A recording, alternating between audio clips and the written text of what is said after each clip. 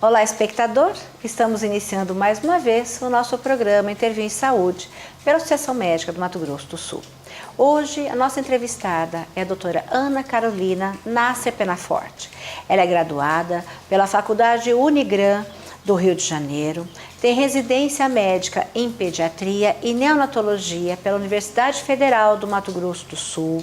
Ela é a representante regional da Sociedade Brasileira de Imunizações e é diretora médica da Vacine, Clínica de Imunização de Campo Grande. Nasser, é um prazer tê-la aqui em nosso programa. Prazer é meu. E falarmos um pouquinho sobre um tema que tem sido muito responsável por inúmeras entrevistas, orientações de educação, que é sobre vacinação. Então, explica para nós primeiro o que é uma vacina. Então, uma vacina é um imunobiológico capaz de, vamos dizer assim, estimular nosso sistema imune para gerar resposta a alguma doença. Então, nada mais é que uma estimulação e uma preparação do nosso sistema imunológico e para determinado tipo de doença. E como é que são produzidas essas vacinas? Então, nós temos produção aqui no Brasil, quem produz é Butantan e a Fiocruz, e temos vacinas também que são produzidas fora do nosso país. Então, na verdade, são micro-organismos ou vivos, ou mortos, ou através de engenharia genética, e depende muito qual é a vacina e o que se pretende, vamos dizer assim, proteger. Mas as vacinas são pedaços de vírus ou bactérias que são atenuados, mortos ou fragmentados, que são capazes de gerar memória imunológica. E elas são seguras? Porque assim, de vez em quando a gente escuta assim: quem tem alergia a ovo não deve tomar algumas vacinas. Eu tomei vacina, mas sabe que é aí que eu fiquei doente? De vez em quando a gente escuta esses comentários. Então, como é que funciona? Existem mitos, existem verdades sobre as vacinas.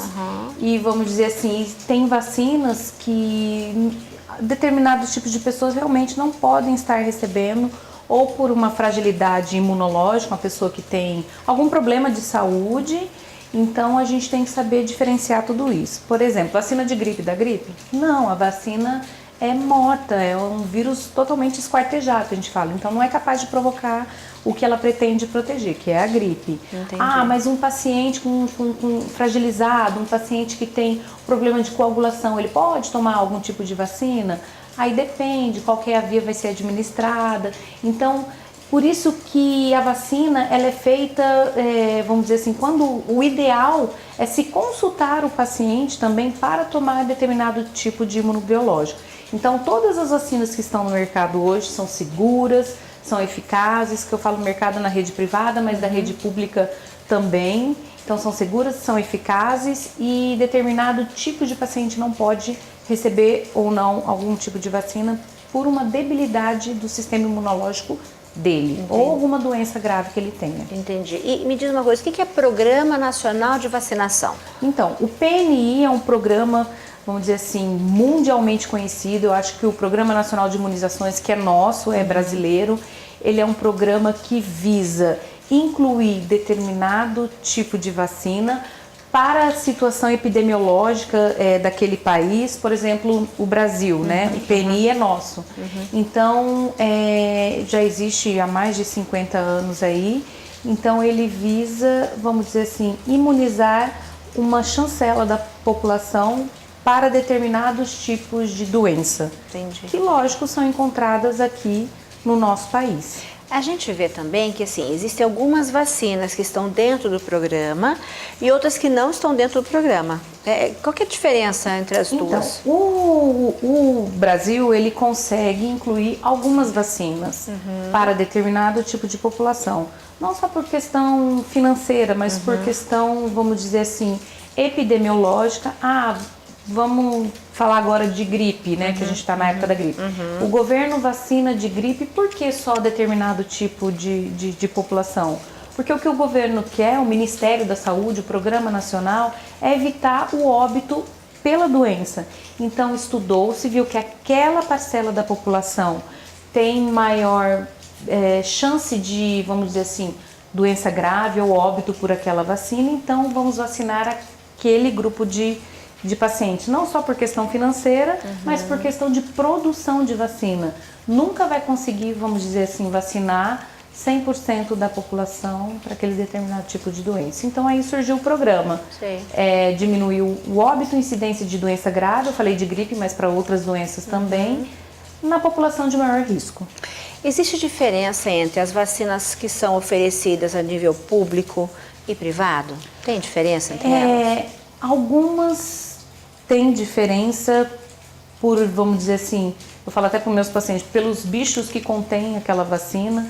Então, algumas protegem mais do que a da vacina do Programa Nacional, porque já tem, vamos dizer assim, vírus, bactérias a mais dentro daquela vacina.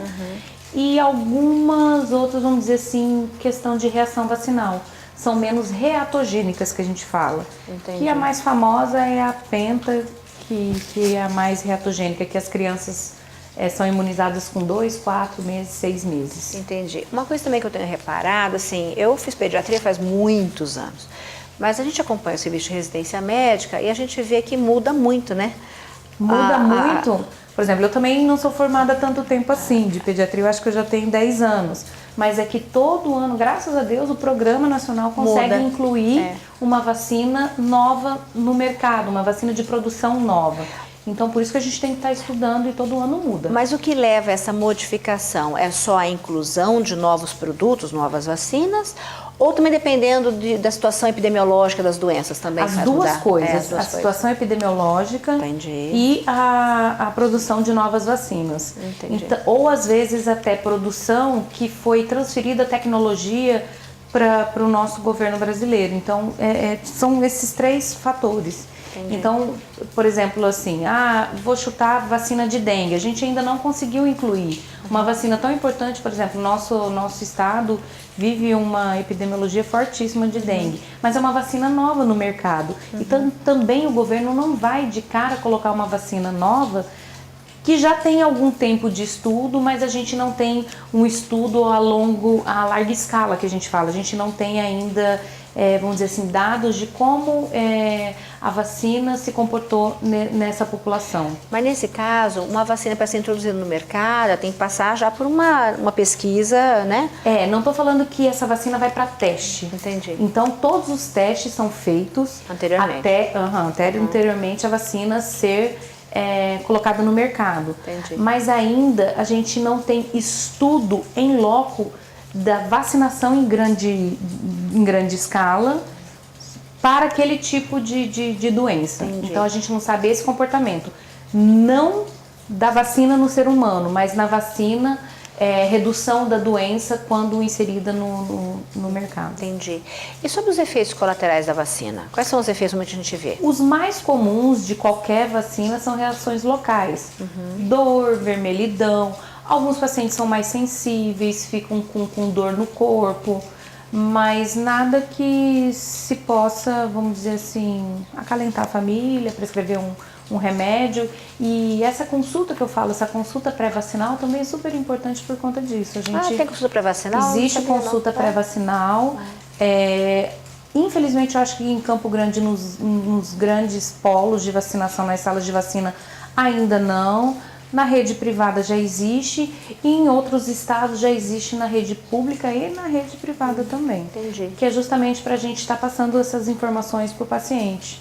Não só de doenças que ele tenha, que possa, de até contraindicar, porque às vezes chega uma receita de um médico na sala de vacinação, e aí para não ter dúvida nenhuma se o paciente pode ou não tomar aquele imunobiológico, faz essa consulta pré-vacinal. Entendi. E assim, existe uma regra nos intervalos das vacinas? Por exemplo, tem que ter um X de de dias entre uma vacina e outra? Eu posso tomar 2, 3 vacinas juntas? Existe uma regra em relação a isso? Existe estudos de compatibilidade entre as vacinas, sim. Tá, então, vou dar um exemplo. Febre amarela com tríplice viral geralmente não faz no mesmo dia.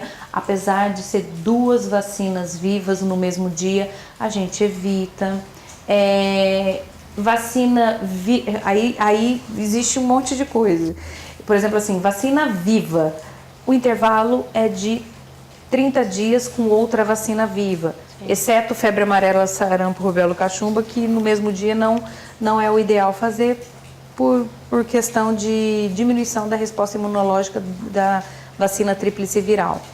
E, eu posso tomar quantas vacinas no dia? Na verdade, não existe muito disso. Por exemplo, eu preciso tomar 4 vacinas hoje, eu posso?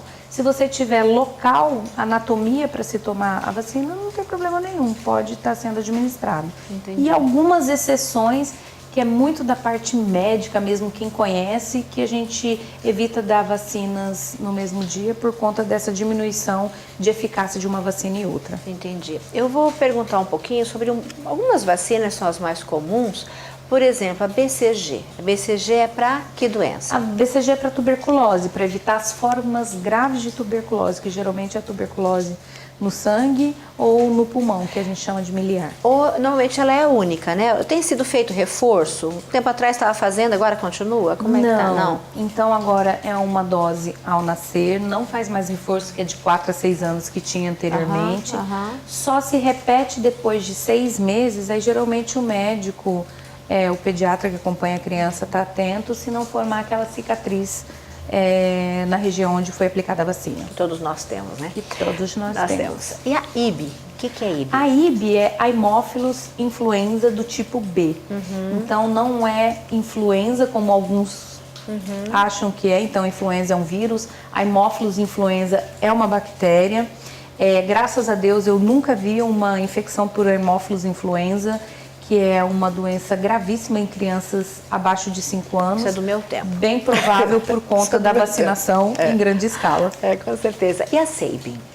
A Sabin, então, é uma vacina de pólio, tá? Hoje a gente não tem mais a vacina de pólio oral nas criancinhas de 2, 4 e 6 meses. A vacina agora é uma vacina injetável. Não é mais gotinha? Não é mais gotinha. O Zé sabia. Gotinha ficou só para as campanhas do governo para crianças depois de 1 ano. Porque a vacina injetável é uma vacina mais segura, por ser inativada. Então, raríssimos casos, mas nós já tivemos casos de pólio vacinal. Então, para não ter risco nenhum, esse risco ser a zero, foi incluído com 2 e 4 meses no sistema público, agora com 2, 4, 6 meses e depois de 1 ano a vacina oral. Entendi, legal, a informação que eu não sabia. E outra coisa, a gente quando fala de vacina, pensa logo em criança, né? Criança toma vacina, inclusive tem que apresentar a carteira de vacinação, vai para a escola, etc. Mas adulto também vacina, né, Nasser? Então, a gente tem uma preocupação muito grande com as crianças, eu acho que por receio dela ser pequenininha, não ter um sistema imunológico. Mas o nosso sistema imunológico, ele também precisa ser, vamos dizer assim, reformulado, vacinando os adultos também. Então, a gente tem calendário específico, o calendário da criança, calendário do prematuro, calendário do adolescente, calendário do idoso, calendário da gestante. Então, até agora, a Sociedade Brasileira de Imunizações fez uma campanha fenomenal para as vacinas, vacinas de grávida, tá lá no site, justamente porque a gente não consegue vacinar algumas faixas etárias por desconhecimento do médico, desconhecimento da população e falta da prescrição médica. Entendi. Então, o adulto também deve se vacinar. Então, na verdade, grávida tem que ser vacinada, porque existe também aquela coisa, que conhecimento mais antigo, de que a grávida é imunodeprimida, que certos agentes às vezes pode ser perigoso, então isso não existe. Então, como eu falei no começo, as vacinas são seguras, são eficazes e grávida, por ter o comprometimento sim do sistema imune, aí sim que elas devem ser vacinadas. Existem algumas contraindicações formais para grávida, que é a vacina de febre amarela, vacina de HPV, vacina do zoster, mas até pela situação epidemiológica do nosso país, por exemplo, para febre amarela, se a grávida está até em situação de risco, vacina-se a grávida também para febre amarela, apesar de ser uma vacina viva. Então é uma campanha, estou levantando a bandeira, vacinar a grávida é importante. Legal. Hepatite B, 3 doses, vacina de difteria, tétano e coqueluche. Então a grávida tem que se vacinar. Muito obrigada, aprendi um monte hoje, viu? Você viu? Muito obrigada. Agradeço a presença e uma próxima vez falaremos de outras imunizações também. Vamos tá, lá. Carol? Obrigada. E a você, espectador, mande para nós o tema que quer ouvir, mandando e-mail para amms@eventostv.net. Obrigada.